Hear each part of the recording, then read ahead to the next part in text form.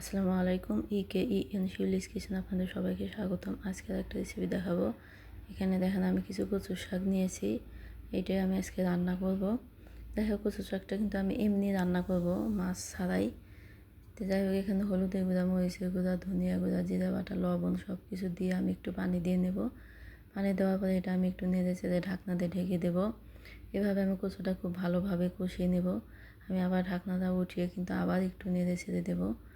দেখেন আমি এখানে আর একটু কাঁচামরিচ পেঁয়াজ দিয়ে নেব, যেহেতু এটা আমি আগে দিইনি, এটা পরে দিয়ে নিলাম। তো যাই হোক, এটা আমার দেওয়া হয়ে গেছে। আমি এখন একটু নেড়ে চেড়ে ঢাকনাতে ঢেকে দিলাম। আবার আমি ঢাকনাতে উঠে আবার একটু নাড়াচাড়া করব। চামচ দিয়ে এইভাবে আমি কচুর ডাঁটিগুলো খুব সুন্দরভাবে এভাবে গলে নেব।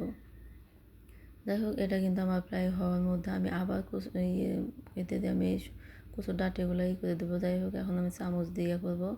চামচ দিয়ে এটা আমি ভালোভাবে করে নেব। এটা আমার করা শেষ।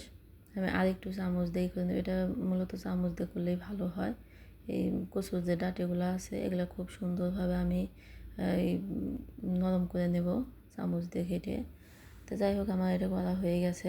আমি কিন্তু এখন এখানে কড়াইতে আমি একটু তেল নিয়ে নিছি, এখানে রসুন দিছি আর দুইটা তেজপাতা দেব, একটা তেজপাতা আর কি ছিঁড়ে দেবো। তো যাই হোক, এটা দিয়ে একটু নেড়ে ছেড়ে আমি কিন্তু একটু জিরা দিয়ে দেবো, গোটা জিরা। গোটা জিরা দেওয়ার পর আমি আর একটু নেড়ে ছেড়ে নেব। নেওয়ার পরে আমি কিন্তু এখানে কচুটা দিয়ে দেবো। তো যাই হোক, এটা আমার কিন্তু হয়ে গেছে। আমি এখন কচুটা দিয়ে দেবো। কচুটা দেওয়ার পরে আমি কিন্তু কচুটা আবার একটু নেড়ে ছেড়ে নেব।